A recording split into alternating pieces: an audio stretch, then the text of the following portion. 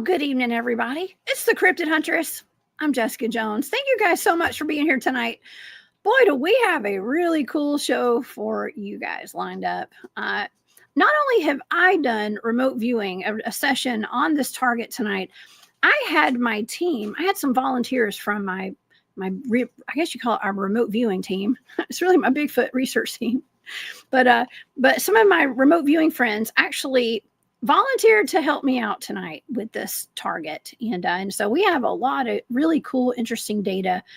I have remote viewed some very amazing footage, some evidence out of the LBL made by the Jpba research team, some friends of mine actually, out of the land between the lakes up in Kentucky back in March.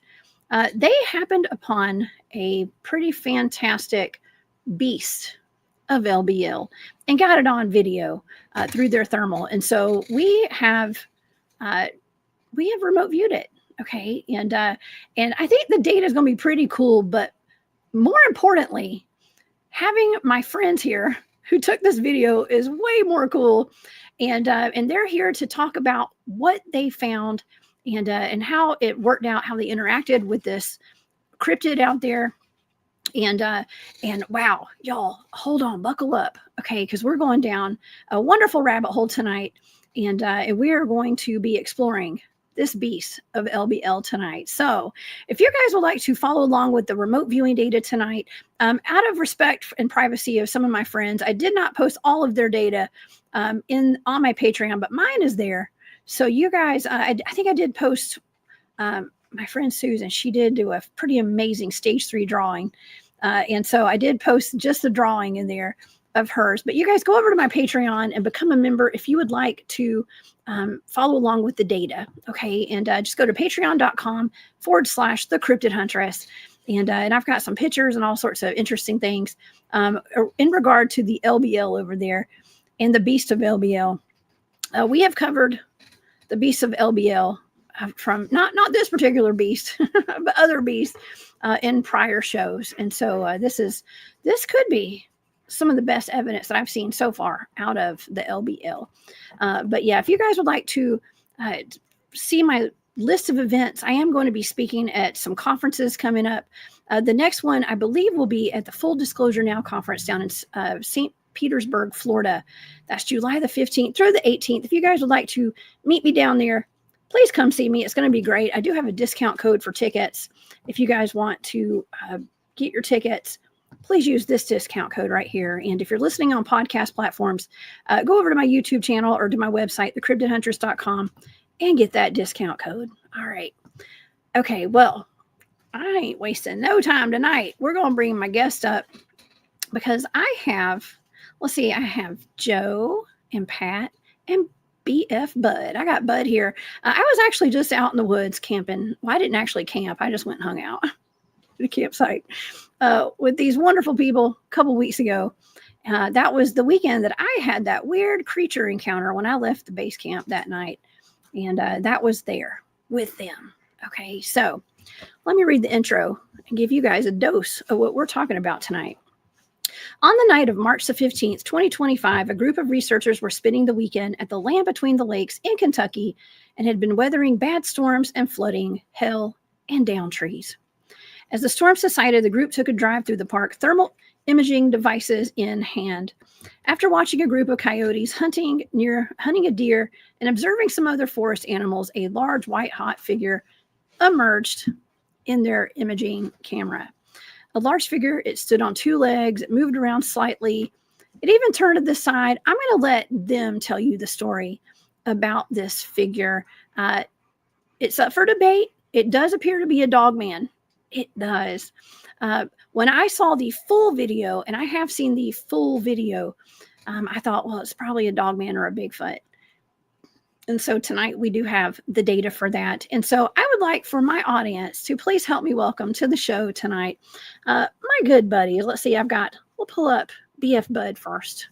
Hey, Bud. Jessica, everybody. Hey, thank you for being here. Oh, no problem. Awesome. Okay, well, and also we have Joe and Pat. Welcome. Hello, Jessica.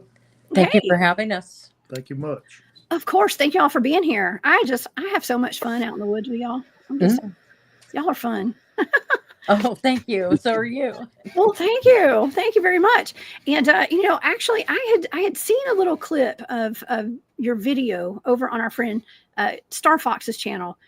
He had sent me a link to it a couple weeks ago, a while back, I guess. And I thought I recognized your voice, Pat. I recognize your voice. I know. Okay. And it was so funny when I ran into you guys out in the woods about a couple weeks ago. I was like, I knew that was your voice. I knew it. You guys have some pretty amazing evidence, some thermal footage, and I'm sure the whole audience has not seen it yet. Some people probably have, some probably have not.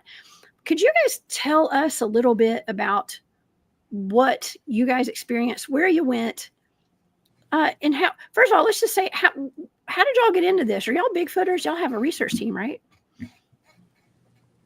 Yes, we are. We actually are. We go out together as friends, and we camp. We do a lot of camping together, but there's a few private places we do go to and do some research together. We're just out having a good time, basically, and they find us. Man, that's the best way to do it. That's the best. They usually come to us out there. Yes, they do.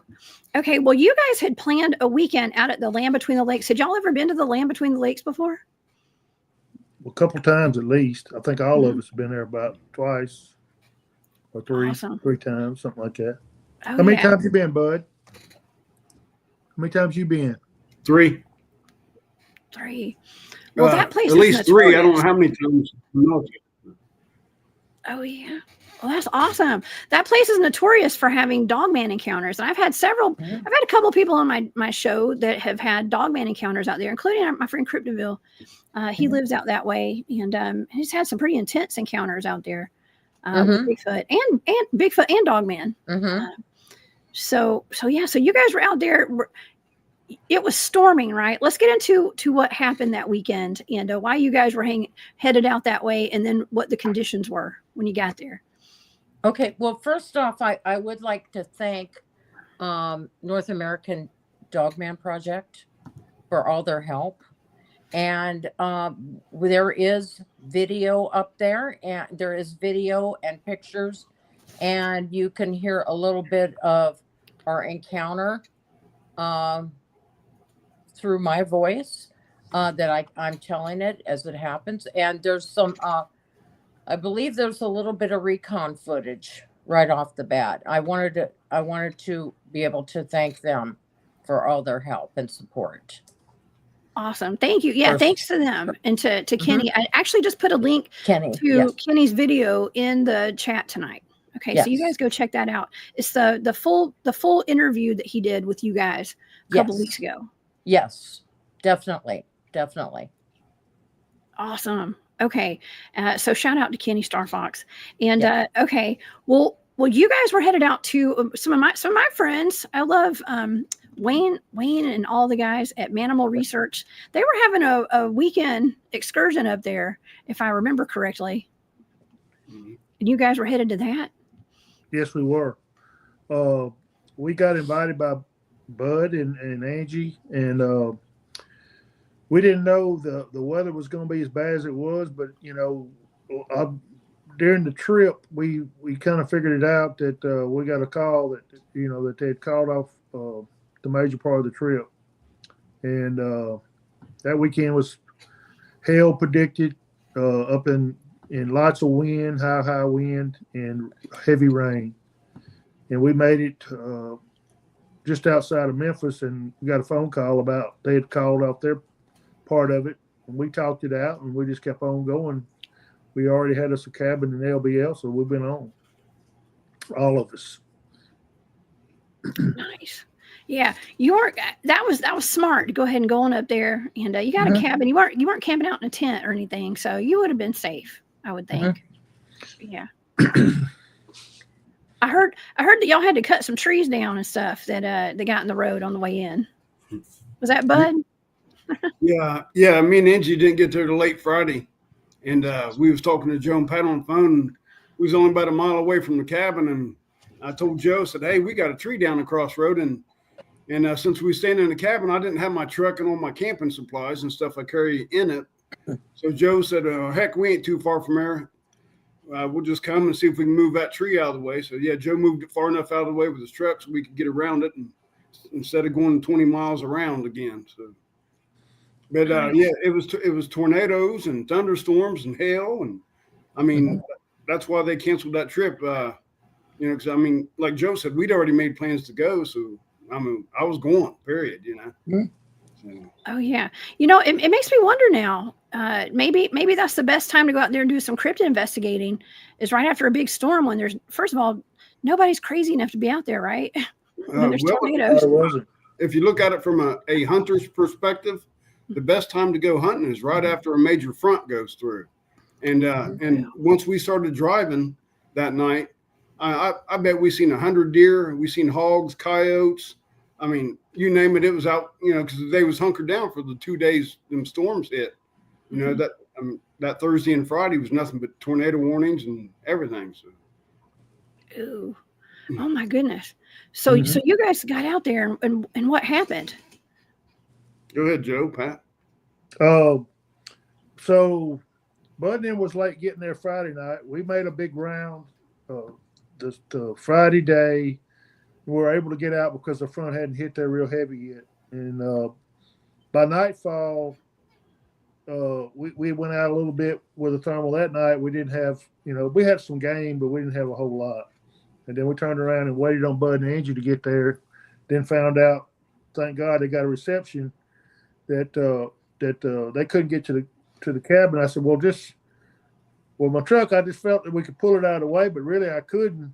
I had to get up there and cut the end of the top out of the tree out of the way. And then they went around in the road ditch and made it to the cabin.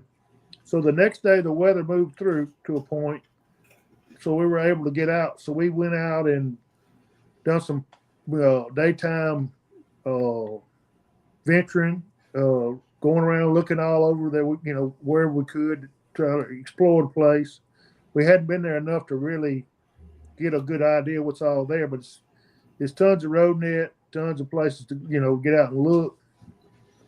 And we hung with it most of the day. Then that night we decided to go get us a bite, and then we got back to the cabin fairly late, and probably 9 something. And we were just sitting there. I said, man, I hope I'd like to show Bud my thermal. And another lady had a thermal there. She wanted to go out and practice with her thermal. And so we about say like 10, we loaded up.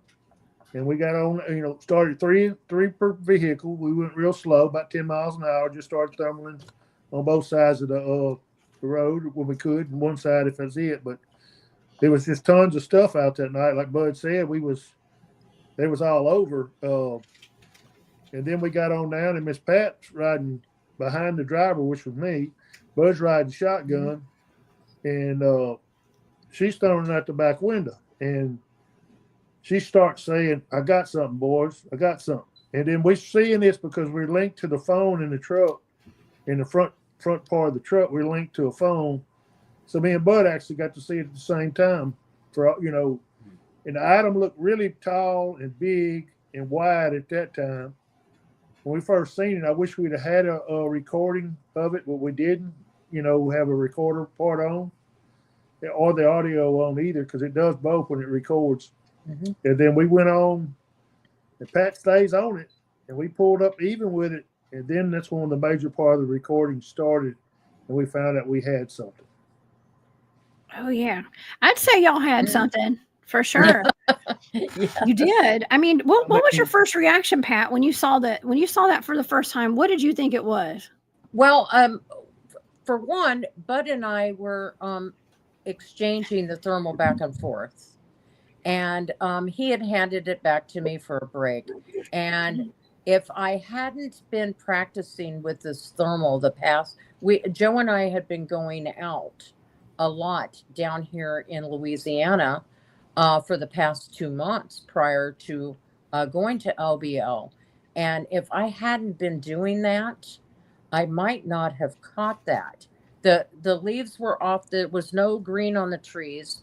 So it didn't expect to get caught. And I locked on it and caught it, and we stayed with it. My reaction was, I knew I had something. I just didn't know what at that particular time, because it appeared to be sideways. There was movement as prior to coming up on it as well, but it was hiding. It appeared to be hiding behind a bush sideways, and we could see, all three of us could see movement. Everything that I could see through the lens, which was really great that they were both, the two of them could see it as well. And I remember their head, its head moving, its head was moving. It was slowly moving different ways. And then I would say maybe 15, 20 seconds into the filming, it turned around and took a step forward at And us. that picture she posted right now, it's about what it looked like when it first turned around. Yes. It went from being just a kind of bent over with the back to you. You could see the outline, but it was very vague. You could easily have passed it up for people that does the thermal all the time. But it was there like a signature of I don't know, a tree maybe with a little bit of heat signature on it. And when it turned, we stayed there long enough, and the patience ran out, and so it started turning around to see what we were doing. And that's the first look we got. It steps down the hill, and then it comes to that bowed up look, like you're looking at right now. It squared up at us is exactly what it did. Like Bud said, it squared up. Miss Jessie may not have it, but we have the picture of the Recon in the same area, in the same distance. And you can see my cell phone in my hand because I'm actually taking the pictures, and it's 70 yards away. You can see, you can totally see me in my clothes, my cap on, a lot of different things. But that night it had lots of moisture. The grade that you see, and there's lots of moisture in the air, and down in the little bottom, in the creek bottom. And when we went back to recon it, it was still overcast, but it was no rain. It hadn't rained in a while, so it was a little bit better for us, a lot better really, for our thermal. So me and Bud got out there, and we went over everything with a fine-tooth comb while Pat was trying to film the distance from the truck to try to get it right. And we hung with it as long as we could to try to get, but it was close. I don't know what it was. It was probably a couple steps one way or the other, but we got close as we could that day. We got to go back. It was about a month later to the day, but we did make a recon trip to try to get the size down and just anything we could out of it, because it was such a good find, and it needed more research. Oh yeah, that was one of the first things I asked. Remember, I had the privilege of seeing the entire video. The video in its entirety. How long is the whole video from the time y'all got there until the end of the video? It's over 16 minutes. We were probably there maybe 20, 25 minutes. I would say 25 minutes probably total. And we have over 16 minutes of film on this that we were able to capture. We tried our best to lose it, put it that way. We had points. At points and times we were all over the place, but you have to put yourself in our shoes as well. And I'm sitting behind Joe, and my eye is in the lens, and the pressure that I experienced from that it affected me after I got home, because what it was is we could not see this thing in the dark. There was fog. It's standing on the other side of a creek. There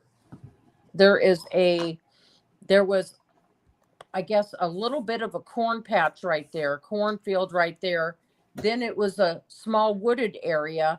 Then what you have is the creek, and it drops off maybe at least over Bud's head, because he went out of the creek and disappeared. Yeah, and that's over 6 foot right there. Wow. And it was standing on the other side of the creek, and behind whatever it was cornfield. And so there was a lot of humidity, there was some fog. Bud was able to see with a flashlight that there was a creek back there. It was very, very muddy, but the pressure is that I was the line of sight and the safety. If there was a problem, if this thing decided to approach, I was the only eyesight between it and us. And the truck was never put into park.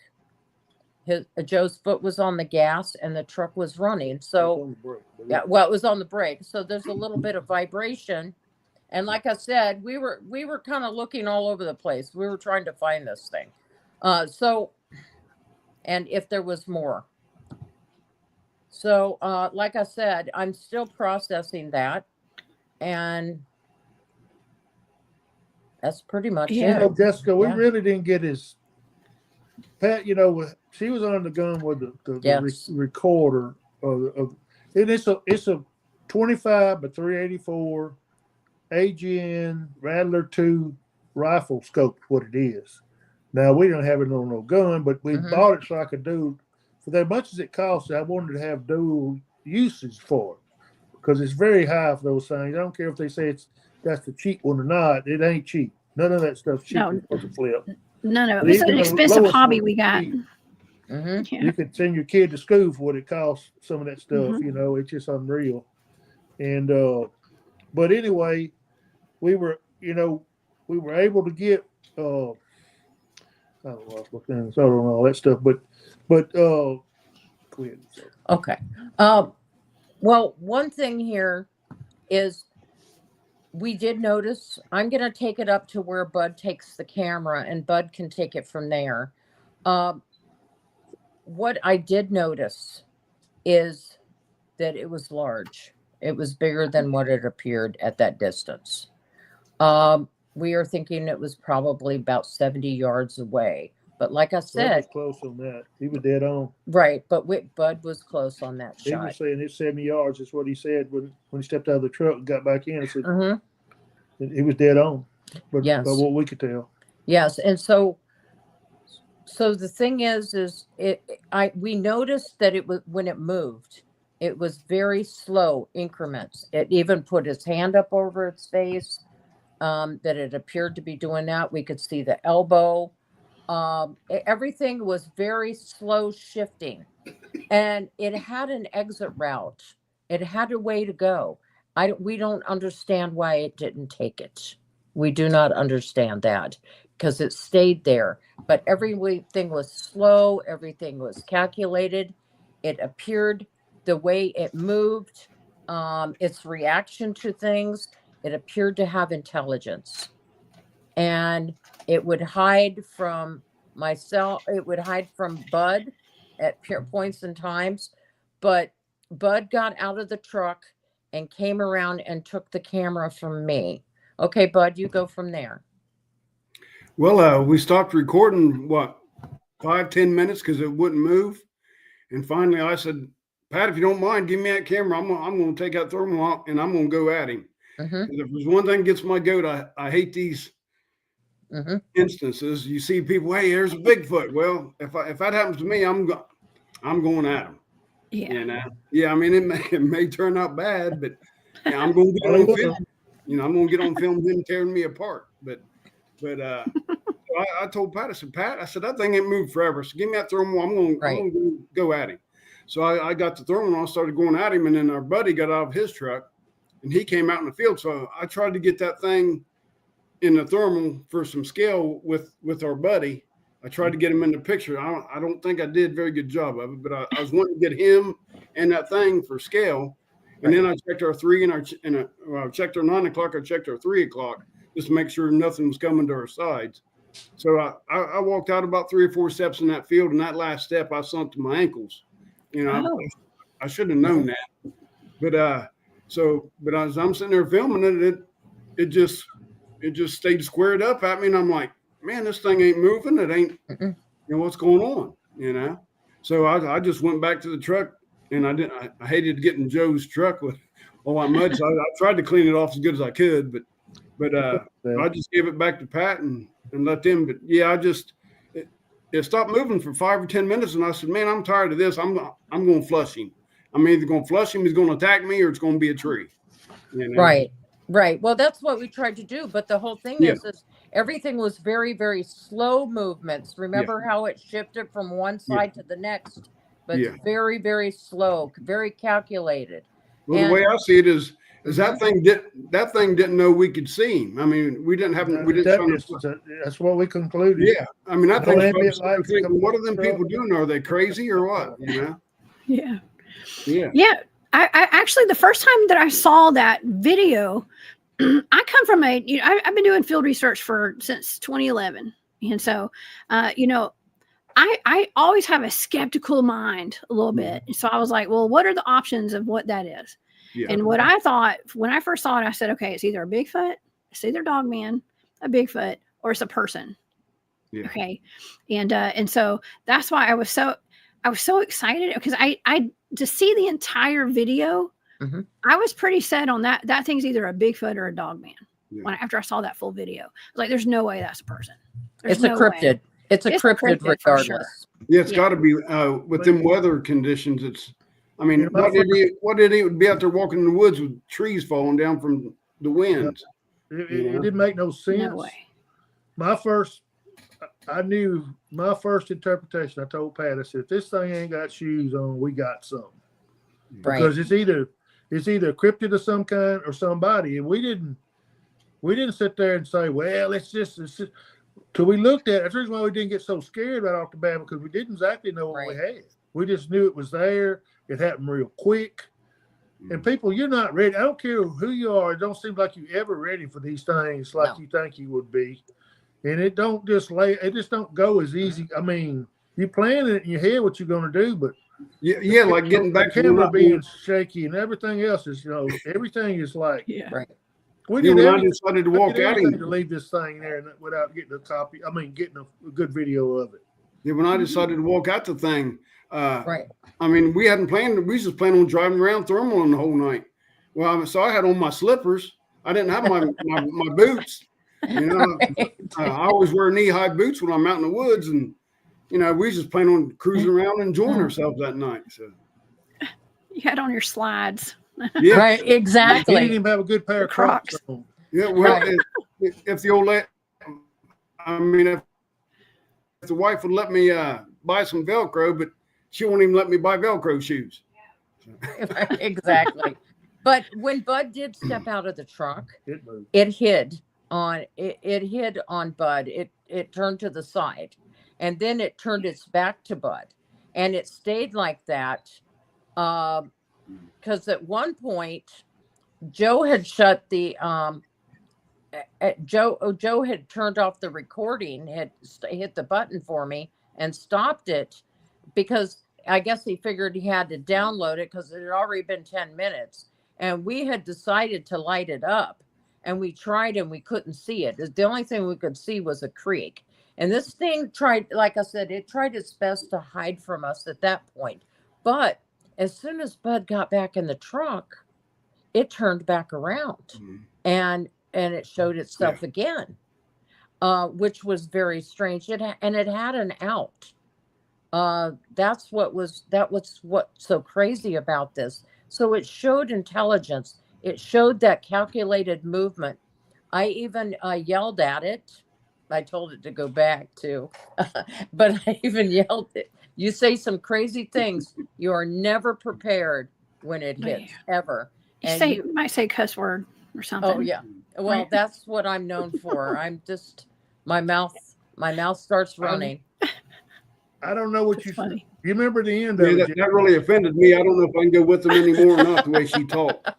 Oh yes, you remember the end of it. I don't think we got the clip on the end to you, but you remember the end of it, and it's a really groundbreaking part of it. And you got another clip I know you can show here in a little bit. I do. Yeah. And, we're about, I guess, the most luckiest people in the world, because everything went together like, we wasn't gonna go because the weather got too bad, but we went ahead anyway. And then it just went on and on like that, just kind of snowballed in our favor. I'll tell everybody, I wish I'd been playing the lottery that night. I'd be a rich man. The stars were aligned, and sometimes it happens like I that. say. Yes. Of course, that night it was cloudy as all get out because it's been raining and all. But you're correct so much that we're nothing special about us. We just get out and go, and we go around and try to thermal and ride the roads. And sometimes we'll get out and look during the day or whatever. But we don't. We're nothing special. We're not no superhero Bigfooters or Dogman hunters or Cryptid hunters. We just regular folks that got out, made the right move at the right time. Right. And the whole purpose of this is we wanted to share this we actually wanted to share it with our peers that can't get out or who have never had a sighting or never had an experience or are unable to, and help us figure out what it is. A lot of times this community is so divided, and can't we come together and just try and figure out what this is? And we're not here, even tonight, we're not here to defend this or to try and convince anybody. We would like you to decide for yourselves. Go look at the pictures, go look at the clips, and judge for yourself. Oh yeah. It's got a lot of stuff for people to learn with that, as far as how they can hide, and just first one thing and another, how they can be easily overlooked, how smart they are about. We all said it, that they really had a whole lot of responsibility that night, because they could have easily hid and been gone before we got there, but they had things they couldn't just drop and leave, and it was like they had whatever the thing was. She was dealing with what we think it was a she, that was dealing with multiple subjects. Possibly multiple subjects, and had to take care of them, and it just couldn't drop and go without taking a chance on something, getting one of them or something like that. That's what, that's just my theory after seeing what I've seen in it. Because at the end of me, I'm sorry, Pat, go ahead. Oh no, I was just going to say at the end of this film too, if you'll look closely, it appears to be 3 that are walking off simultaneously. So apparently this one was trying to get our attention to focus on this one. And I don't know if anybody sees anything. Drop us a line. Let us know what you see. If you have any theories on it, we would love to hear it. Do you have any questions? We would love to try and answer them. Anything. But oh yeah. I'm trying to share this right now. So the actual video, it's about to come up right now, y'all. Okay. If that's okay, the clip that you sent me on my messenger, is that okay to show y'all? Yes. Yeah, okay. Everything that you sent, yes. Okay. Here we go. I'm going to try to blow it up a little bit. This is a thermal, so it's going to be a little darker. If that's the clip, it should be the first turn that we ran into, but it may not be. That might be some of Miss Pat's. No, you'll have to go back, I think, Jessica. That's kind of in the middle of it. Let me this is the beginning. If you'll look, you can see it. It's turned sideways. This is where Bud was out of the truck, and you can see the orbit of the eyes. It's looking at Bud, and you can see the abdomen. If you can help us to try and figure out what is on this abdomen, you can see the heat signature on that, and you can see it even open its mouth some. It appears to. And it's sideways, and it turns its back to us. Oh, this is in the middle of the film then. Yes. Okay, this is not the first part. No. We'll play it again. It's my computer's acting up.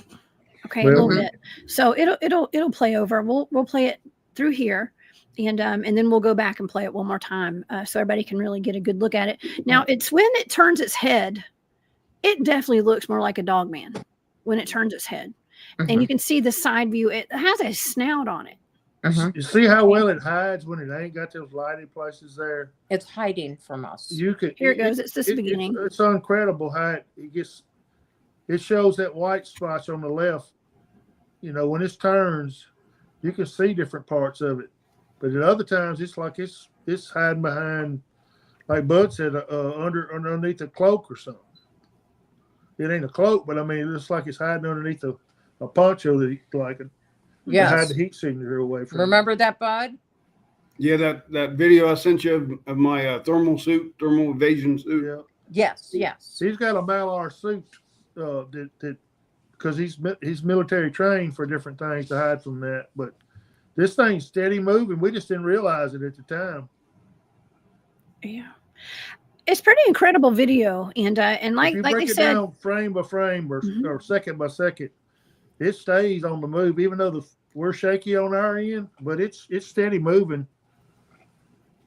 oh yeah, and there's 16 minutes of this. Okay, of this film, and it is interesting because you'd think that it first of all, it looked like it was looking right at y'all. So especially when Bud got out of the truck and walked towards it, it knew y'all were there. It was fully aware of y'all, and it didn't do anything. It just stood there. It was trying to protect his own, the best I could tell you. That's my assumption. Well, the way I see it is I think that it seen us and didn't know that we was watching it. And it was wondering what in the world some people doing. They broke down or, I mean, it didn't know that we was observing it, because we didn't turn any truck lights or nothing that way. We just used the camera. Right. So this is where even just us as a group look at things a little bit different. That's Bud's opinion. Joe has an opinion, and I also have one. Is I believe that it knew it was looking at that we were looking at this, and it turned to say, hey, to see if we could actually see it, like, here I am. That's the feeling I got off of it when it squared up at us. How about you, Bud? Yeah, I figure it probably squared up when I got out and started walking at it, squared up, and I'm like, well, it sees me and it's probably wondering what I'm going to do because it don't know that I'm watching it. Like, come on over here. We'll give you some. I'll break you off a piece. That's what I was planning on to do too. I was planning on going right at it. His feet got muddy or wet or whatever. He didn't, I feel like I told Jessica I was either going to get attacked. By no means. Yeah, I told Jessica, I said, well, I was either going to get attacked or I was going to flush it, make it run away, or it was going to be a tree or something. Right. Yeah, you would have been in trouble if I know I was going to say if you had your slippers on, that would have been rough if you had to run if it chased after you. Well, there'd been no running at this point. It was so deep. I wouldn't be able to do nothing. Yeah, I just hope my sugar mama took care of it. To cut our losses and something was happening. Right. Oh yeah. Well, that's volunteers. We was going to go ahead on and we're going to cut our losses, and she had a film for his wife or something. Yeah. Oh my gosh. Them guys could get away while they was eating on me. Yeah. Right. Oh yeah. I'm looking at the chat. It looks as though it is. People are like, see, it could be a Dogman or it could be a Bigfoot. I see Maureen in here. It's kind of a mixed bag as to whether people think it's a Dogman or a Bigfoot. I'm telling y'all, if you see the whole video, it does. Especially when it turns to the side, it definitely looks like a Dogman or a snouted Bigfoot or something like that. But nonetheless, it's huge. It's absolutely huge. And super the thing impressive. A lot of people don't know is we watched it for probably what, Pat, 25, 30 minutes, and we only filmed 16 or 17 minutes of it. Yes. That and like I said, I hollered at it, and it gave that just a very sudden. I was looking for that jerky move on it. It didn't give it to me. And like I said, this is a thermal, and it is dark. Like I said, there was a lot of humidity in the air that night. There was how many other thermals? 3 that could. Three other thermals. Yeah, that we didn't get anything really with. Well, ours was the one that penetrated. Yeah, the thermal I had, I couldn't see 30 yards. I've got one of them little AGN 160s, which, I mean, is usually pretty good, but was right after them storms went through, it got foggy and a lot of humidity in there, and I couldn't see 30 yards with mine. So, okay. I want to take a quick commercial break right now because I want to thank the Lichen Claw and Jamie. Thank you guys so much for those super stickers. Y'all are so sweet. Jamie sent me some money for gas. She said for big fart trips. Bigfoot. Y'all are so funny. Thank you, Jamie. You're the best with the Dogfoot clan over there. That's part of my Dogfoot clan is what we call ourselves. So thank you so much. I appreciate y'all. Man. Okay. So it was super foggy, super rainy. The other thermals did not pick up so much because of the humidity, but thank goodness yours did. Yeah. Mm-hmm. Yeah, that thermal Joe's got a good one. Yeah. Bud had a night vision too, but I guess we didn't. We didn't even think about getting my night vision out. So. No, everything happens so fast. Like I said, when you think you're prepared, you're not. You just kind of go with the flow. I did try and document what I was seeing as I was looking through the lens the best that I could. And I did pick up, the thing is, I do say in there that I picked up a lion's mane. It appeared like a lion's mane around its neck. Mm-hmm. I did pick up a snout too. And a lion's mane. I picked up breasts. I picked up, it was carrying something. I don't know what it's carrying. Y'all decide. Y'all look, y'all decide. It appears that it is. But like I said, you can, the arms are really weird looking. They're long and it looks like the Grinch from Dr. Seuss, the fingers that come out on this thing where the hair is coming out, that it appears that I'm able to see in these pictures, which is really creepy. It's on this one, you can pick up the ears on this and the snout. As you can see, we decided not to stabilize the film or anything like that, and just do the straight up raw footage, sound, everything on it. That way we could show this to the people that there's no filters, there's no adjustment of anything, or clips, and this way you see that in its raw form. Yeah, it's fantastic. And yeah, I think that if like I keep saying, like watching the whole entire video, it tells more of a story behind it. And you can really get a better feel as to what it is. And the emotion too. Yes, for sure. I think that's a probability actually, that it could have been a mother of some sort and maybe protecting her children. Maybe that's why it didn't move so much. Bigfoots are always known too, and I'm sure Dogman as well, are known to stand there and not move, and you'd just walk right by him. You'd never even see him. Probably. I mean, I've witnessed a Bigfoot before, a Sasquatch, but I didn't believe in Dogman.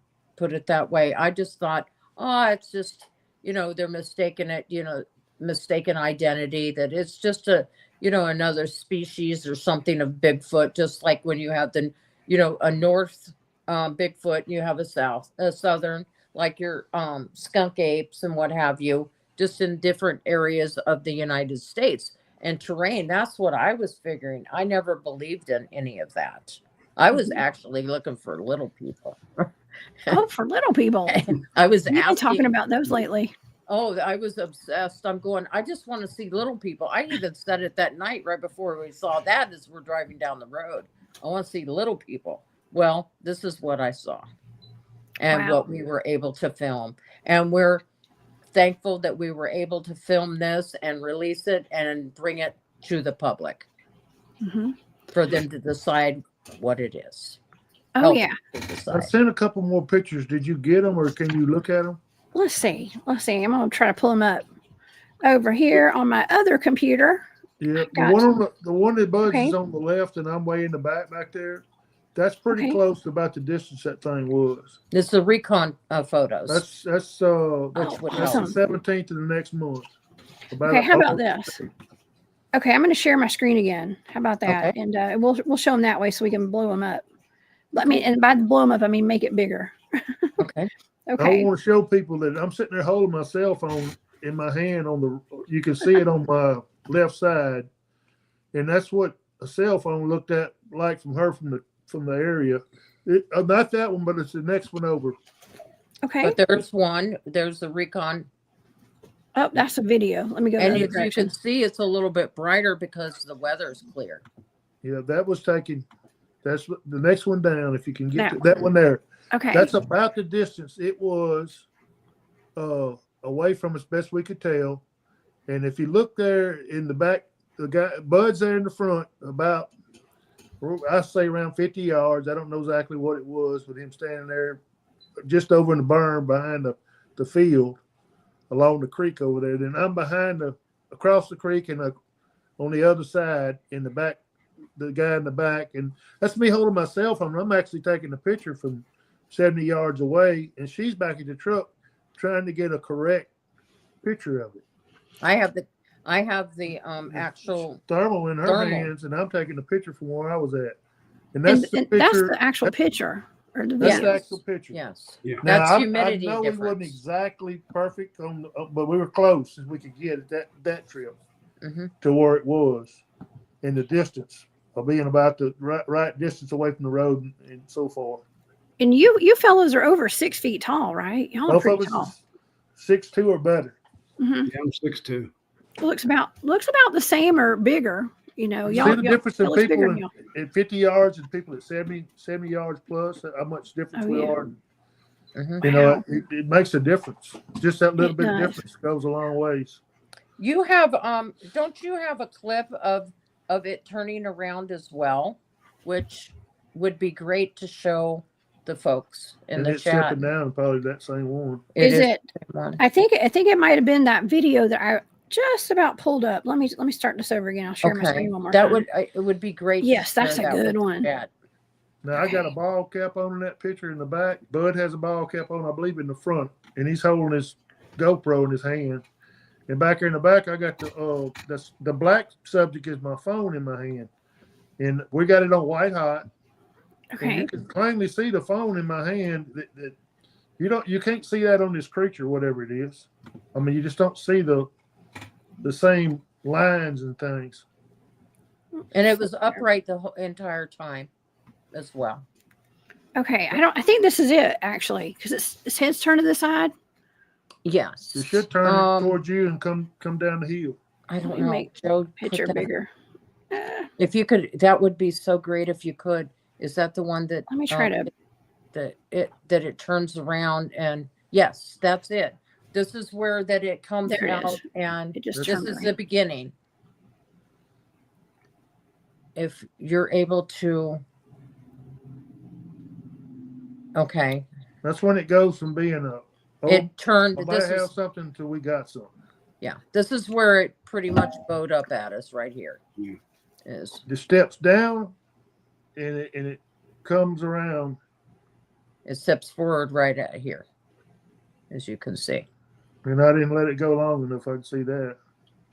It does look like it has a muzzle on its face, there it goes. It looks I forward didn't let right it before run the long video enough ends. on that clip, though. I wish I'd let it run another second. It's great though. It's that's what I wanted the folks to see. Is Oh, yeah, that that's right good. there? This is what we experienced in the first less than 30 seconds. As After we got pulled the up. video going, I got one picture ahead of this, and it was just a blob picture. Then I got the video recorder part turned on at that point. This is where we just started the beginning of the recording. This is where we knew that Mhm. Something ain't right about this Mhm. ride. and Oh my we God. decided to leave. Bud, what else would you like to add? And I just I knew it wasn't a person. If they was an idiot being out there in them conditions like that. So And the time of night too, as well. It was after 10 o'clock at night. Yeah, the storms have just blown out. Stays Yeah, that way a good time. The storms have just blown through, and like I said, looking at it from a hunter's perspective, that's when the animals are done. They're done hunkering down, and they got to get out and get something to eat, because them animals probably stayed hunkered down for 2 days. Mm-hmm. Like I said, they had severe weather for 2 days in a row. She's got the stamp line on top of that thermal footage on the date and the time. If anybody's looking at what setting we had it on. If you want to know the downfall of it is when you put the digital too intense or too high, it really distorts everything. And we was learning that as we went too. It was something that, something way out there we didn't have. We were adjusting, trying to see better, and we was really hurting ourselves sometimes. Yeah, we just happened to be in the right place, right time. That's I'd rather be lucky than good. So. Yes. We was out there that night. I mean, it has a lot to do with it. If they'd have had that outing, more than likely we'd have been over at it instead of out looking. Yeah. Yes. Yeah. Yes. The Exactly. conditions were perfect. They were perfect. I'm so thankful, and thank you guys so much for allowing me to do some remote viewing on this with my team, and to share this with the public tonight. I am just really honored that you guys brought this on. I think this is a great piece of cryptid evidence right here, and I'm super blessed and thankful for y'all for bringing this out tonight on my show. Well, Greg House has a good question. Mm-hmm. What, bud? I said Greg House had a good question there. Let's see. I've been so enthralled in that video. I hadn't even said Greg. Hey, Where's he at? Jessica, There he is. we was glad to have a quality person that's seen stuff before, got a good look at it at the trailer too, in the darkness where you could actually see it on the tablet and what it was doing. Oh yeah. We had a couple people, and we had a lot of people at the camp come by, and I think they were just like us. They was blown away when we really got to look at this thing. Mm-hmm. Yeah. I was. Thank you for letting me see the whole video. I was That's impressed. what it was all about, because when we went camping, we waited, and we if one of our peers that we were camping with wanted to see the film, they came in the camper and we showed it to them, and like I said, no bias. They could take with it. I mean, some of them even offered so it had some great input and feedback on it, and we were just happy to share it with our peers. Oh, that's awesome. Thank you so much, y'all. This is just a wonderful piece of evidence right here. And Greg was asking, hey, Greg, what's up, Greg? He said, did y'all figure out how many there were there? And so I think this is a great segue into the remote viewing data on this. How about that? Because I think it might answer some questions, or it might leave us with more questions than answers. I don't know. It definitely might. I do want to preface this by thanking my team of my Bigfoot field research team. We're all trained in remote viewing. And so occasionally we put out targets for the whole team, send out some coordinates, and nobody knows what these targets are. They're just a set of numbers. Okay. Some coordinates. And I had some volunteers that were like, I'll do it, send me the coordinates. And so I did. Mm-hmm. And I see Susan in the chat. What's up, Susan? Susan's one of those. She's here with us tonight. Thank you. In the chat. Oh yeah. She's the one that drew the stage 3 drawing that I'm gonna pull up and show everybody. Hopefully that's okay with Susan. She said it was okay. I'm pretty sure to share that with y'all today. But we so this is remote viewing is not going it's just data. Okay, so it's just data, and I want to just say that.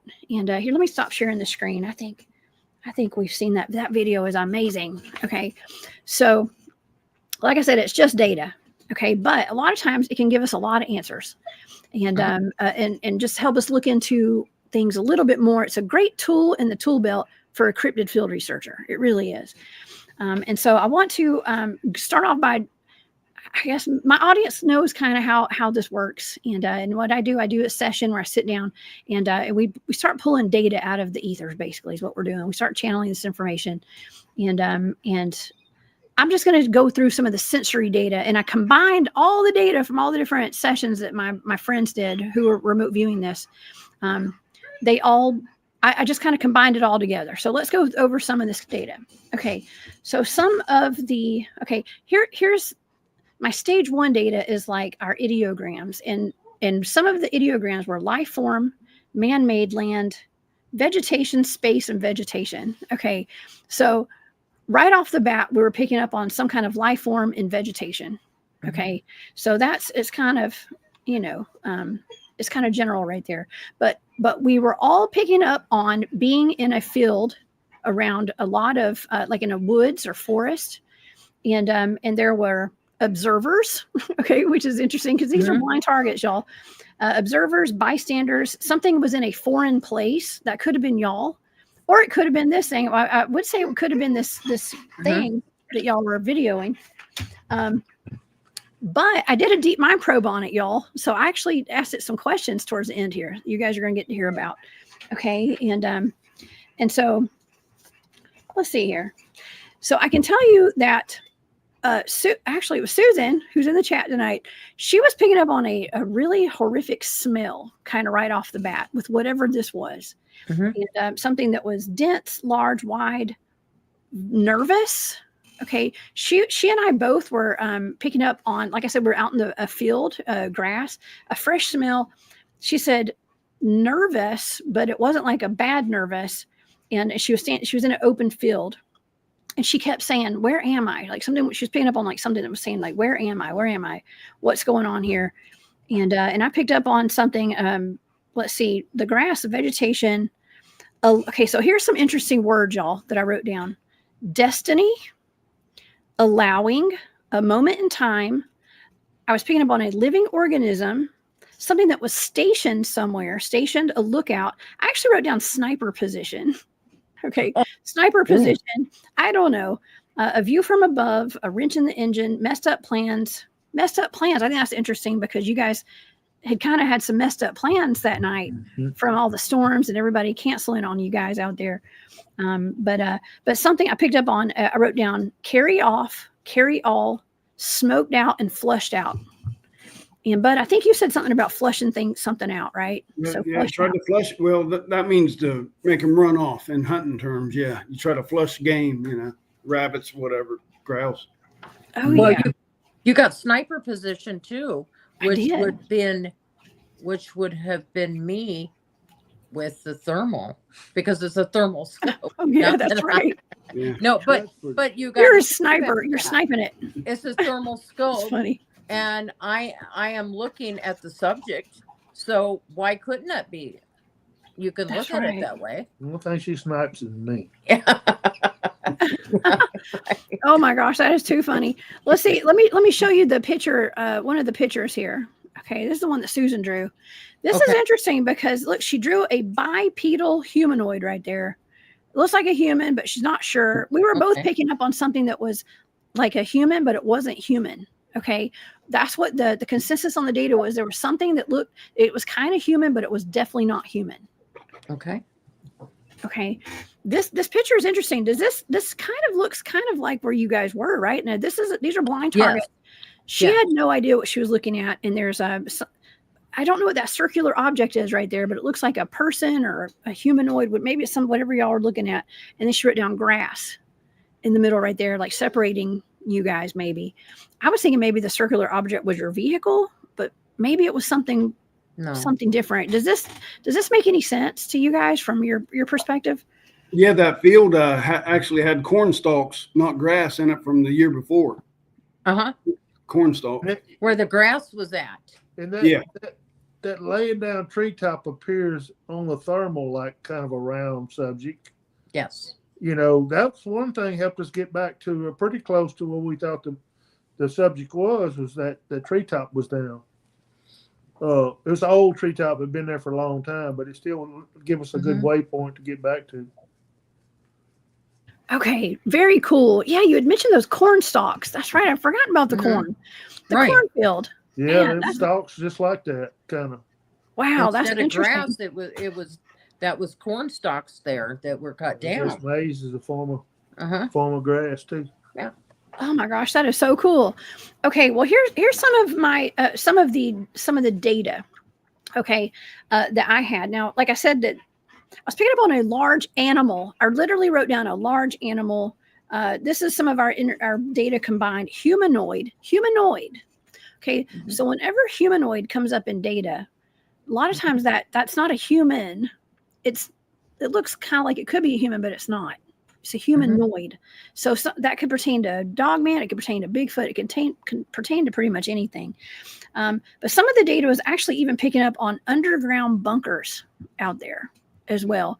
Underground bunkers, a cave, something that was, like I said, large animal anxiety.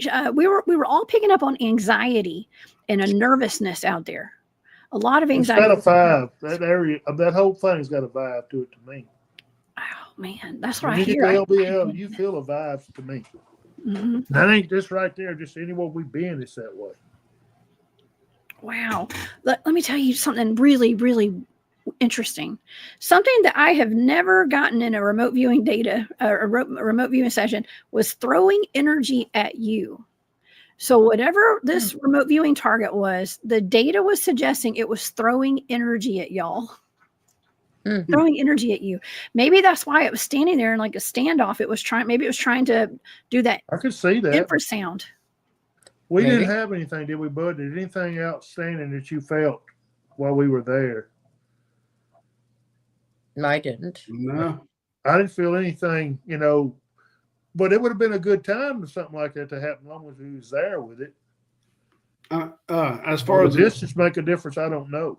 Yeah, as far as the nervousness and scaredness, and heck yeah, when I was walking towards that thing, yeah, I admit it. I mean, it's good to be scared. It keeps you on your toes. Right. The Yes, it anxiety does. was there. Keep you alive. Yeah, Yes. The Yeah. anxiety was there, definitely. yeah. I mean, it ain't real smart. I mean, anytime you corner an animal, I don't care if it's a mouse, a coon, or if you corner an animal, you give no choice. But that's why I was walking towards it. I'm like, I figure, well, this thing's either going to attack, he's going to take off, or I'm going to find out it's a tree. But unfortunately, I stick to my ankles. So. Oh yeah. Okay. Well, let's see. I've got some more stuff. Okay, I got some more stuff. Now this is where it gets real interesting, because I have actually covered plenty of cases out of the LBL of like people that have had Dogman encounters out there. I've actually done some remote viewing of some incidences that happen out there where people were found unalived, as we say here on YouTube. And Wow. and so what comes up consistently when it comes to the LBL is a government connection. Okay. And so that was actually in the data with some of these sessions that we were doing. It was a team. It was government, federal or state, and above my pay grade was in the data. Above my pay grade, some kind of project, wild ones, forest people was in the data as well. Ride or die, and I heard on my session not to be messed with, and I was actually told, okay, I felt like I was hitting an energetic brick wall, okay, and I did hear that something was throwing energy at you guys, like to make you get out, because the last thing I wrote down on my session was get out, get out. They didn't. It's like they wanted you to maybe. They got out, okay, or maybe they were trying to project to you guys to like get out. So if you felt any kind of anxiety or whatever, that was them trying to get you to leave. I think we had some nutty thoughts that night. That's for sure. Yeah, some nutty thoughts. It's like, why did I want to leave when I had a subject right there? And it was funny that I did move on. And we decided it was time to go. It didn't leave yet. It didn't leave till we left. But it was ready. Yeah. We just figured it was time. We just knew it was time to go, and we chose to leave. It felt like it was standing its ground. Okay. Yes. That's like after reviewing all the sessions that everybody did, it felt like whatever was out there was standing its ground. Yes. And here's the interesting thing. There's no definitive answer as to whether that was a Bigfoot or a Dogman. Okay. In the data, because like I said, in the end, it's just remote viewing data. It did look as though it was some sort of, and by the way, I'm going to add to this because I did consult with some of the guys on the team, my wildlife biologist that's on our team. And he took a look at the video. He said that it definitely looked like a cryptid to him, but he couldn't tell through the clips and the still shots that he saw. He couldn't tell definitively, but he was like, man, that's a great capture. He would love to see the full video of that. But we kind of came to the consensus that it's either a Dogman or it's like a snouted Bigfoot. Okay. Mhm. That would be the only two things that we could come up with through the reviewing all of this remote viewing data that we had. So I just love this. I think it's wonderful that you guys got this Isn't it? captured. It is. It is. This is some of the best video evidence out there. I know. Yeah. I mean, we would very much like to thank the Dogman Project, the North American Dogman Project. That's a mouthful. For all their help. You know, it's you always think, oh well, I can go here, I can go there when you capture something, but when you go to capture something, they sometimes the person may not feel they're qualified to do it, or they just don't want to touch it, or they don't have time for it. We ran into a lot of that, and Kenny was always there for us. And that would be Lord Starfox, and we want to thank Jody Cook as well. They've been very, very supportive, and Al Santariga, very, very supportive in all this. And tonight, matter of fact, Jody Cook will be on Coast to Coast tonight, telling this encounter right here. Oh, And wow. yes, Cool. it will be on. I think he sent another link that it will be on between 3 a.m. and 5 a.m. And I guess that's Eastern Standard Time. I'm not sure, but I do know that it is live tonight. If you want to check that out and you happen to be awake, and if you want to see some of that, there is an interview with Starfox, and they're also on YouTube. You can see more on this, and with the Dogman Project, and also on their website. We're on the front page. Oh yes, you guys, we've been putting my moderators have been putting the links to that interview on Kenny's channel on Star Fox in the chat. Thank you so much. That because And they have been I cannot tell you how supportive they have been. Very protective. They are very protective of us and very, very supportive.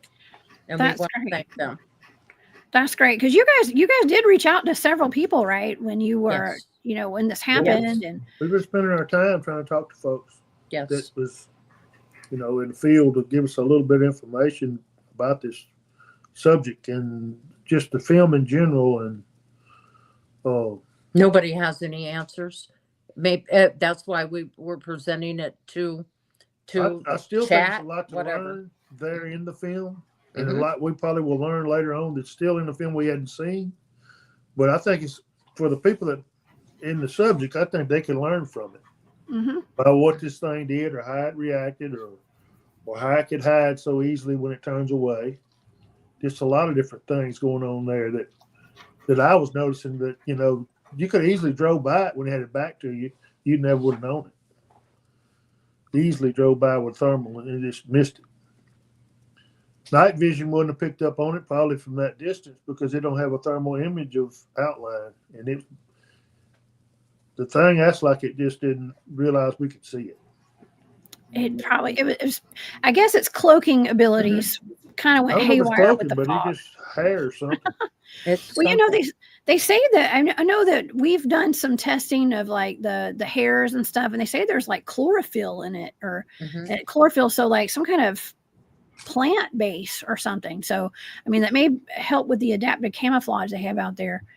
Definitely, for sure. And I wanted to also I wanted to add at the very end here, I did do a deep mind probe. I'd picked up on a being, a consciousness, while I was remote viewing this, and I asked, "Who are you?" And so I wanted to just tell you the three things that I heard.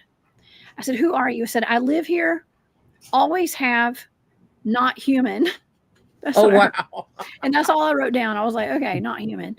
Wow. So ultimately, we don't have a definitive answer whether this is Bigfoot or Dogman. If I had to take a guess, I would say I got two options: Dogman or a snouted Bigfoot, which is not good because snouted Bigfoots are usually those gugways, those dangerous ones out there. Really?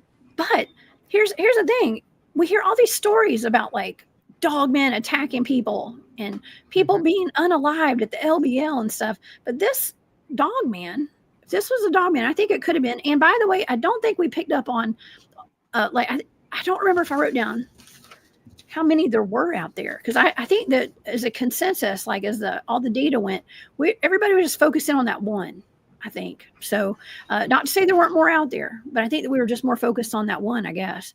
And but we hear that they're so violent, but that's really not the case. It's definitely not the case with this one. No, there was no aggression It shown. had a lot. It had a lot on his mind. Will take care of his family, I would imagine. No, The there world was would no have changed. aggression. If Bud would have made it closer to it, down to that water, the world would have changed.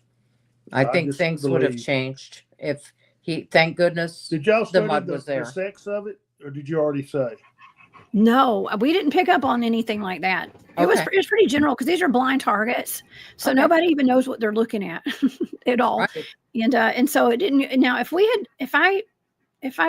like, we could do more sessions in the future. Okay, we can do more sessions, and we can get deeper into it. And that's what we do with a lot of targets that we do. We wait a little while and then we get deeper into them and stuff. But yeah, this was just one of those touch and goes. It was just kind of a fun target for everybody. It was great. And so yeah, so it was just like we do this for fun because we love it. We absolutely love it, and it's like a challenge for us, to see if we can get our data on target for these things. So yeah. Oh, thank you so much. Thank You're you. welcome. I really enjoy doing this, and Oh, yes. and I think that it did answer the question. It's definitely not human, and it's probably a dog man. Yeah. Okay, it's probably It's a dog like, man. if anybody can help us or answer those questions, feel free to get a hold of any of us. Get a hold of Jessica. We'd love she'll to- pass it on. Yeah, we'd love to hear your feedback and input on it. Help us out here. Oh yeah, for sure. Y'all holler at me. Okay, if anybody. It's gonna be more to come, I'm sure, for everybody involved. Oh yeah. Well, I would love to see that full video again one day. That was so great. And and just the clips that you guys put out and we were able to show tonight are pretty amazing. And I know the audience enjoyed that a lot. We've always got a wonderful audience. I stand by it. I swear I've got the best live chat on the internet. I've got one. I got one of the best for sure. So yeah, I think it was awesome. Now, would you guys? So y'all are going back to the LBLs anytime soon, or do y'all have plans? And are y'all going back to that same spot? Bud? Yeah, we're going back in August, I believe, in it. Yeah, we already booked. I think it's something last of that first. Yeah, we actually booked the same cabin and everything. So yeah. Mm-hmm. Oh, fun. And so they have cabin. I've not been to the LBL yet. So tell me about this, because I want to make a trip up there too. They have cabins, they've got campsites. I mean, you can take your RV out there. I mean, it's pretty much You can do any of that. You anything. can camp alone out in the edge of the woods. We've seen plenty of people hunting, out in the woods with this last turkey season, just have rural camping, or you can go to a nice site. It's got all the amenities. You can rent cabins too. Okay. Well, I think it's safest to stay in a cabin, y'all. Yeah, they even have Oh no, you need to go to a couple places we know, Jessica, so you can get a full treatment. Well, y'all know I like to sleep in a Bigfoot burrito. Okay, so Yeah, I'll take my hammock out there, and we'll hike 5-6 miles into the middle of the forest where all the critters are, and we'll you sleep don't have out. to go out in the middle; they'll find you. Yeah, they'll find me. They always do. Yeah, I like to get the full effect. If I'm going to LBL, I might as well put myself in danger. Okay. That's right. Well, you're welcome to join us. Right? Well, thank we'll you. join you. How's that? Yes, y'all join. We'll do a trip out there sometime. I'll come meet y'all. Sure. You better And, bring I'll- some clothes if it's in the wintertime. It's cold out that place. That wind always blows on them lakes. Oh man, it sounds like you need to take a good change of underwear too, just because there's so much going on out there. Apparently. Oh my gosh, that's too funny, man. Well, this has been so wonderful. I hope I know the remote viewing stuff it's just another angle, like I said, to maybe get some information about this. And so I hope it helps a little bit. And like I said, we had a lot of fun doing it. And I want to thank you guys so much. Is there anything else you'd like to talk about tonight? I actually wanted to ask y'all about some of the other things y'all have experienced, because I know we've sat around I was going to say the campfire, but I don't think we had a fire out there. And talked about some of the stuff that happened at Flat Rocks. Flat Rock is in the chat tonight, y'all. Flat Rock is here. Okay, bud. Yeah. Go for it. Go for it, bud. Let's talk about some of the other stuff y'all have experienced. Well, my wife, we was down at Flat Rocks last year. Flat Rock saved us a couple weeks to always go down to his place. And he has a dog down there that he says every time the dog starts barking and running, he's after a Bigfoot. So I told him, I said, Flat Rock, I'm going to put your dog to the test. So we was all sitting there around the camper, Pat and Joe's camper, and we just got set up. We just got there and got set up camping about an hour before that. Well, we're all sitting there talking. All of a sudden, Boo, he's laying down. Boo's his dog. Boo gets up and takes off. Well, I told Flat Rock, I said, I'm going to test your dog. So I just grabbed the closest thing to me, which was my the thermal. So I take off running after Boo, and I get over the tree line, and I start filming. Well, Boo just wanders off. And I keep hearing stuff in the woods. So I start walking down a tree line. I don't know, probably a minute or two. Next thing I know, my wife's behind me. Bud. Yes. So I go running back to her. And apparently I just walked past a Bigfoot, supposedly. So I go running back to her. And when she see me take off, she's like, well, I don't want to let him go all by himself over there. So she grabbed the night vision. Now, whenever me and her go, I usually take the night vision. It's got a lot more buttons. I let her use the thermal. Well, like I said, I just grabbed the closest thing to me that when Boo took off. So she turned on the night vision, which it still catches ambient light, but she didn't have the IR on or the record button on. But she came running over behind me and turned it on. And man, she said that thing stepped out in front of her and scared her to death. And then it said it just took off out of nowhere and didn't hear it. But so when she started hollering, I ran back to her, and I had to walk right by that thing within 20 feet of it. The only thing I can figure out is I didn't start recording on the thermal until after I was by it, which I did catch something farther down in the woods, like trying to hide from me. So, but it ain't real definitive, so I don't like to show it off too much. But I've showed it to a lot of people I know. But you can see something trying to hide and dodge around trees from me.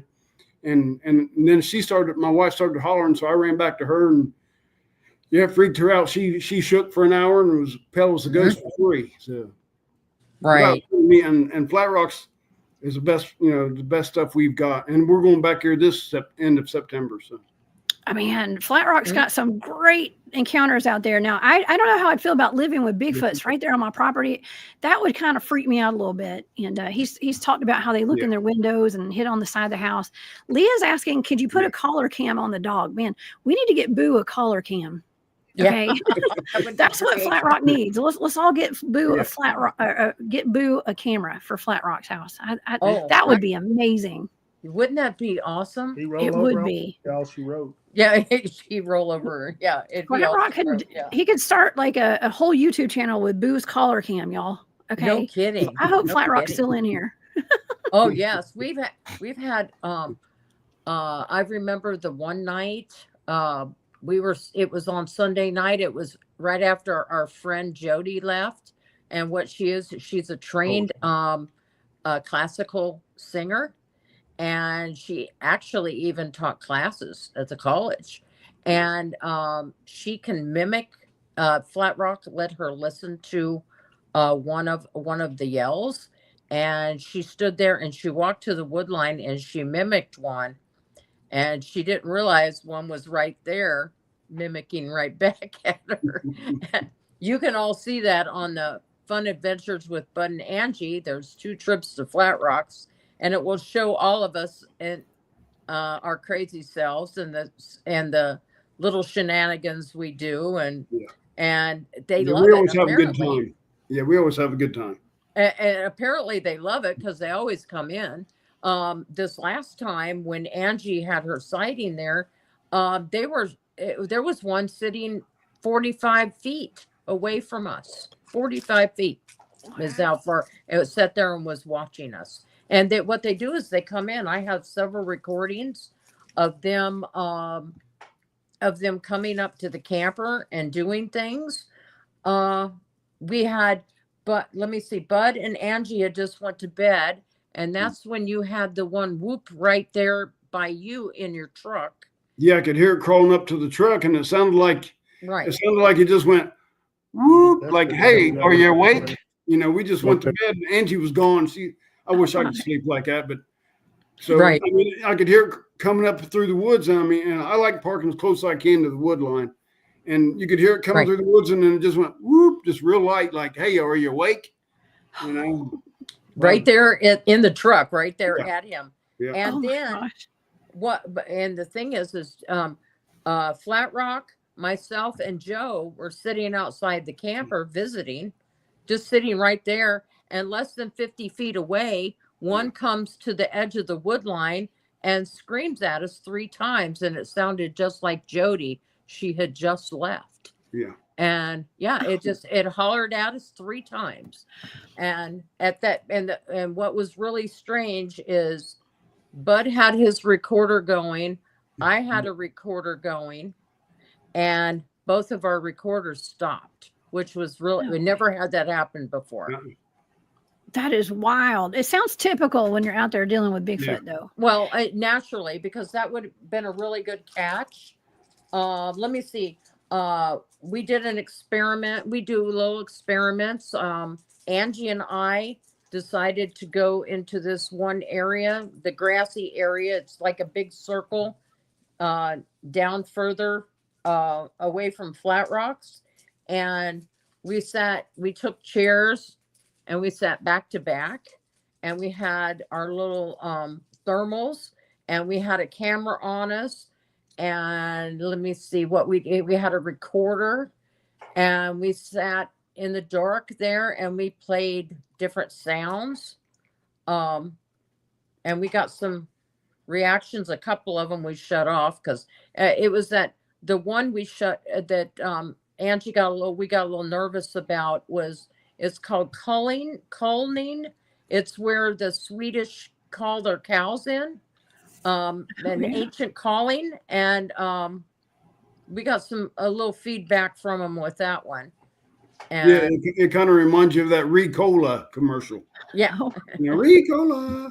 Yeah. And so that's when they called the dairy cows in the Alps and things like that. So we tried that. We tried some I think we tried some frequency stuff too, didn't we, Bud?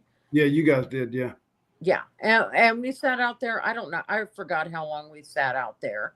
You know, we had some noises and some movement around us. Nobody came out and showed themselves though. I love that about Jody. I got to meet Jody when I met y'all up at the East Tennessee Squatch Out, I think. That's what it was. Yeah, she is like Greg Howe said that she's 4 feet tall with a 10-foot voice, right? Yeah, right, exactly. Yeah, exactly. Yeah, she can bellow that stuff. Yeah. Yes. Yeah. We use her. She'll fight you to death over a church fan. Well, she'll whoop your butt too. Oh yeah, she'll fight you. She'll take Joe out in a heartbeat. Oh yeah. But I think that the whole point about her using that tonal memory, okay, and hitting those notes, I think that's a really great way to communicate with the Bigfoots and to tap in and tune in. Because a lot of this is about the frequencies, and we've talked about using musical instruments out there with the Bigfoot. It attracts them with the didgeridoos and the horns and whatever else they got going on, and why not use our voices, out there? We don't need any of that. We got a Jody, and we got a Jody. We got a Jody, and she. Matter of fact, I was talking to her this morning, and we were discussing that some. We still bring that up some, and. She said what it is she's mimicking, and they know the difference, that they know she's mimicking. She explained it. She said, because there's no way I can, it's how she explained it with your musical theory and things like that we found very interesting. She put a little science to it, which was great. That's some pretty good experimentation out there. Yeah, It's yes. It was harmless. that was love it. Angie's idea. Oh yeah. Man, well, you got to get creative out there sometimes if you want to have the experiences with them and have a good experience. You know, we're not just out there, hitting trees and stuff. We're out there hitting operettas. Do that. Right? We don't have to. We don't have to. Exactly. They come in. They come into us, and they come to us actually, and we just. They don't seem to mind recorders either. Bad cusses at them, and they come. Yeah, I get a little shook and my mouth gets to going. But I mean, we've experienced what we experienced. There's a little bit of eye shine as well, right, Bud? Yeah. Yeah. Yeah, and we didn't even know we caught the eye shine until Flat Rock the next day was reviewing it, and Flat Rock actually found it that we recorded it. Right. And didn't even know it. We got good orb. Yeah. We got a good orb recording in this place this last, I think, spring. Yes, what I'd like to say is we don't, is everything we plan to do, we always run it by Flat Rock because he's the one that has to live with them and put up with them after we leave. So I want to make sure anything we do, Flat Rock knows about it and okays it before we do anything. So not only is Flat Rock, his brother, his mother, his sister, the man up front, all of them's had experiences there when you go there. Yeah, they got his family has to stay there. Stuff of what's going on is it can tell you things you might not know about Bigfoot that they seen on the place. Yeah, well, how their hair blends and this and that and the other at night with a car light on it and you can't even see them. Right. Nothing but the eyes shine and they watch them run off. But it's all about respect. We respect the families. We respect the cryptids, whichever all's one out there. We respect all of that. Well, you have to give respect to get respect. That's right. That's right. And so, and they love to see us coming. The family does, and we're the first women that's ever been to Flat Rocks. So, and we're the ones that seem to experience quite a bit of activity as well. When we come, when we come out, and we get some activity there. Most of the time. Yeah, I see Greg House's comment there, and that's like Greg invited me down last year, so I went down and spent the night. Me and him talked to 5:30 in the morning, and I didn't even ask Greg if I could put anything out, because I've heard him in shows where I've heard him say, "Hey, I'm the one that's got to live with him after," and he finally made peace with, or pretty much, as close as they could peace with him, and I didn't even ask because I respected his wishes. Right. I didn't even ask him if I could put a recorder out there. I just wanted to meet him and visit him and see the man cave, which was a great experience. So. That's awesome. Yeah, I love how respectful you guys are, and we try to do the same because like even I've had Cryptiville on the show a couple weeks ago, who's in the chat, Mark, that lives up at the LBL, and he worries about sometimes when the people go out to the LBL and they do these wild experiments and like open. I mean, it could potentially open portals or something weird, and he has to live right there on the edge of that property, and so it can be. And he's had a lot of activity on his property, and so it makes you wonder, like, golly. Speaking of portals, did you ever do a remote checking about those things out there or not? Oh yeah. Oh, there's plenty of portals. Well, okay, so we've talked about this in depth in the past with some different guests and stuff, and we talk about there's a lot of cemeteries out there. Okay, so a lot of cemeteries, and through my research, some of my remote viewing data has indicated that there's a lot of satanic rituals and stuff that get done out there. And I do believe that does open portals. And yes, there have been portals in my data before. Absolutely. Wow. There have been portals, but more than anything, there's a whole lot of underground potential. This is for entertainment purposes only. I have to state that government type ordeals going on. And I'm not saying maybe it's not the U.S. government, maybe it's agencies or something, some kind of secret agencies. I don't know what's going on, but there's something more going on there. But there's definitely it's kind of dark actually. Some of the stuff that I picked up on out there, very dark, and I think it does have something to do with rituals. I think it's maybe there's government related rituals going on out there. I don't know. Who You hear knows? that, I mean, Greg? You hear who that? knows? That dark stuff going on out there. Yeah, it does have that dark vibe to it. One of our friends In tells general. us that he's got the same vibe you got. Mm-hmm. One of Well, Greg's it's good. friends. Well, it's good to go out there with a positive, like positive intentions. You know, I'm sure that the critter that you guys had on your thermal, it knew that you weren't going to hurt it. I guess, like unless it came at y'all, you know, Well, it's I'm like going to challenge respect. it pretty much. Yes. Yes, you put off the energy of respect, and I think Yes. that makes all the difference. And I think that that's not always the intention of people that go out there looking for an experience with a dogman, let's just say, or a Bigfoot. Mm-hmm. Not everybody has good intentions, you know, Mhm. and so that's why the stars were aligned for you guys, and you were putting off the right energy. And I think that's why you had such a great experience out there with that. So We went on about our business. We went down, Yeah. checked out the buffalo field and all that night. We didn't just stop Right. there. We just kept on going. Right. But we almost got stuck. Then we had to turn around and come back. So they have buffaloes out there. That's wild. Yeah. Do y'all see buffaloes out there? Mm-hmm. Mm-hmm. I got pictures up on thermal. Yeah. We went and did all that stuff after we left there. So, you know, that's all. And the thing is if you can hold it together long enough when you see one of those, try and document. Where I'm glad what I did is look for markers in the area where you can get back So to was the place. Bud was on top of that. Yeah, Bud was on that. I was on that.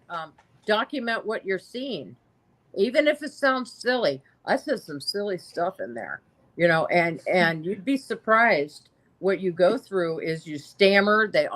Let me tell you, those men, they talk about me. Both of those men said some silly stuff as well, We just kept and it low. stammered and everything else, slurred their words. You automatically do it, you know. It happens, and you just tried to push through it. That was the stress that I was under, because it was I was the key to our safety at that point. You heard the raw version, didn't you? Yeah, I yeah, did. she heard the raw version. You heard the raw version. It's priceless. You know It was wonderful. Yeah, It's priceless. I know. You actually gave me a warning. It came with a disclaimer before I heard it. Y'all are so funny. It's great. Yeah. Well, that's raw. That's what it's supposed to be about. When you're out there and get surprised, that's raw as it gets, right now. It's the emotion. That's what we were going to clean it all up and do all this kind of stuff. And You'd have a bunch of beeps. Yeah. And we laugh now. We laugh about it. I'm used to it. They tease me every time. They're both sitting there listening to it. I catch a bunch of flack over it, but you know what? It's okay. No, it's raw. That's what it was. I mean, that's what's so great about it. Because if somebody comes and looks at it, just like yourself, you experience all the raw emotion, just like you were there as we did. Yes, for sure. I know it really offended me the way she was talking so vulgar, and I mean, when I hear some ears, I was like, I don't know if I can go with these people anymore. Oh my gosh! Of all people, you would get so offended.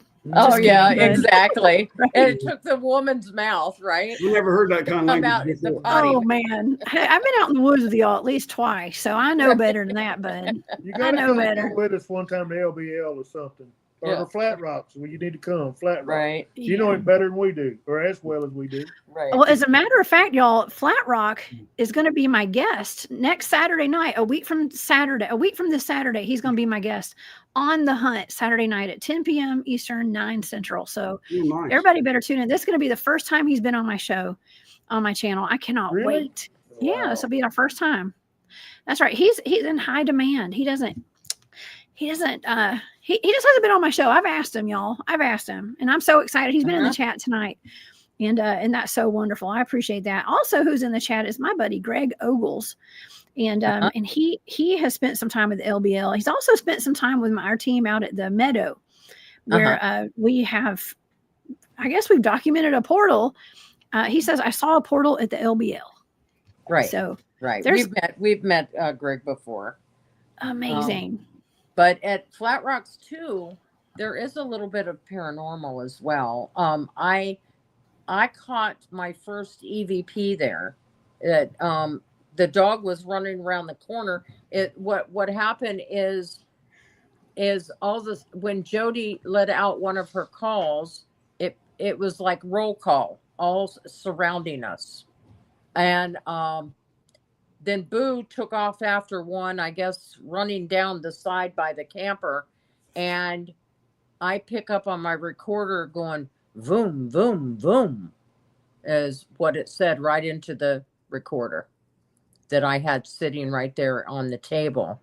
And there was one thing I wanted to say about Flat Rocks that I found very interesting, and you might as well, is you know how you experience road noise when you go somewhere? You can hear road noise at Flat Rocks at points and times if the wind is just right. It's going boom, boom, boom, boom as a car goes by. Well, whatever it was, I had a recorder sitting right there in a cup holder in the chair right there, and whatever it was tapping on the metal on my awning, and it was matching the road noise. Oh my God. I found very creepy. Interesting. Yeah. It's a little bit creepy, Pat. A little bit. It is creepy. I know. It's a little creepy. That. It is creepy. I mean, they tap on our camper. They do all kinds of stuff. We're used to it now. I mean, you know, we've had our camper shook before with us in it, and they do listen to you when you holler at them too. We've experienced that a few times. Oh my gosh. Yes. I just saw that, Greg. Yes. He says Jessica will make an appearance in my next film. I'm so lucky. Oh yes. Greg. Great. There is I will be in his next film. I do have a little vignette, like a little cameo, just probably for a minute or two in that next one. So I can't wait. Thank you, Greg, for including me. That's sweet of you. And it was over a remote viewing target actually that I did with Dennis Martin up in well, that's Smoky great Mountains. because I'm a makeup artist, you know. Oh, really? So I can help. Well, we're gonna have to travel together, I guess. Oh my gosh, we're just gonna. My what do you there call you it? go. I can be your makeup artist. Yes. Okay. I'll bring your Perfect. pole. You'll do what? You're so silly. Oh my God. This was fun. Y'all are crazy. Well, this is always fun. I knew this was going to be a fun show tonight. It was going to be a hoot. Y'all are always a hoot hanging out with y'all. And it's so wonderful. We have the best chat here. We've got such wonderful people in the chat. I did want to bring this comment up again. I know Flat Rock had said, he said, the only thing I tell people, come here as a skeptic and respect our home, good or bad, just be honest. Yep. Gosh, I love that. Yes. And it really brings us full circle tonight, because I love how you guys are, you got this wonderful video footage through your thermal, and you're sharing it with the world, and you're not putting a label on it. You're just saying, hey, this is what this is. We think it might be this, but we're not sure. And what do you guys think? You know, right. It does. And I think it's wonderful. And so thank you for letting me take a stab at it with the remote viewing. And I think it's cool that there's no definitive answer other than it's probably a Dogman or a Bigfoot. So I think it's more of a Dogman personally, especially after seeing the full video. Mm-hmm. So, I've changed back and forth period of time a few times myself. Thing is hey, it's great. And like I said, we welcome we welcome feedback. Just don't hate. Mm-hmm. Don't hate. Just be honest. Yeah. Right. You don't have have your honest opinion. Yeah, exactly. Yeah, I appreciate that. Oh my gosh. I'm putting this down. I'm taking a screenshot, Greg. Thank you. Jessica has the absolute best shows. Thank you. Aww. That is so sweet. That is a compliment right there. I appreciate that. Mm-hmm. No, because I have the best guest. That's why. Okay. It's because of y'all. It's because of you guys. Oh, so great. Well, they are. They are great. They are awesome. So thank you guys so much for being here tonight. Oh my gosh. Is there anything y'all'd like to leave the audience with tonight? Any kind of words of wisdom? Let's see. Let's start with Bud. Bud, do you have any final thoughts? No. Go for it, Bud. My final thoughts probably ain't appropriate for the show. So I'll just leave it at that. Okay. Thank you for being here, Bud. That's so sweet of you. Please tell Angie we said hello. Nice. Okay. Thank you. What about you guys, Pat and Joe? You back there, Joe. Come on, Joe. You know, I Come on, never Joe. have nothing to say. I don't know what you're talking about. Yes, you do. Oh, wow. Wow. Yes, you do. Well, I do. Respect one another, respect one another's opinions, and that's pretty much it. And love one another and respect one another's opinions. It's okay to differ. It's okay To disagree.